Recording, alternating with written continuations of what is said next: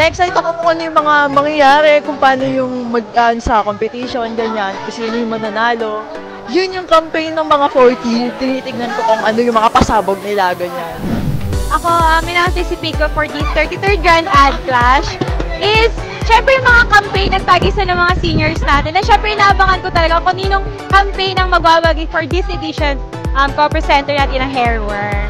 Good luck po sa ating mga ADPR seniors and hope to see your campaign soon na feeling ko kabog yan lahat. So good luck po. Ako naman parang konting-konti lang yung mga puntos na mga pagitan sa mga blocks kasi nga suwabes yung pinaglalabanan natin. So mga konting-konti lang yung mga puntos na pagitan nila. Ako syempre yung gagawin nilang output. So excited na ako mapanood kung paano ba nila ipapakita kung sino pinaka-swabe sa kanila. Punta kayo sa June 26 Robinson Galleria. Makikita nyo kaming lahat. Makikita nyo ako. Iba pang mga competitors. So see you there! See you there!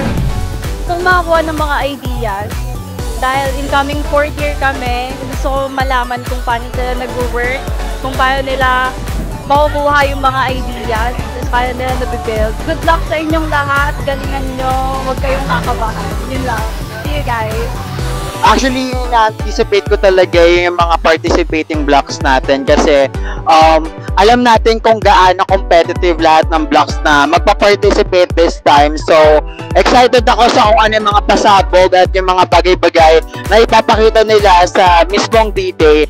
At at the same time, of course, excited din talaga ako doon sa successful na gagawin ng mga 3rd years sa D-Day kung paano nila maharapin yung mismong events management sa araw na yun. Ako naman, excited naman ako na siyempre other than sa success nila ng mga to-compete this year, ang matuto din from them, siyempre next year kami din yung lalaban for ng gantong petition.